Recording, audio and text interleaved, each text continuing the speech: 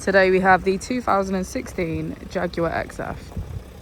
This vehicle has done just over 50,000 miles. It has an automatic transmission and a diesel fuel type.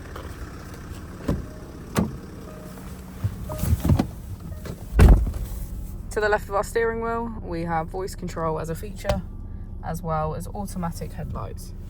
On the right, we have cruise control, our heated steering wheel, and automatic wipers. Moving on to our screen, we can access smartphone integration, radio, climate control, navigation, our eco data, valet mode, in control apps, and if we put the vehicle into reverse, we can see that it comes with a parking camera with parking sensors. Just below, we have our dual zone climate control and keyless ignition.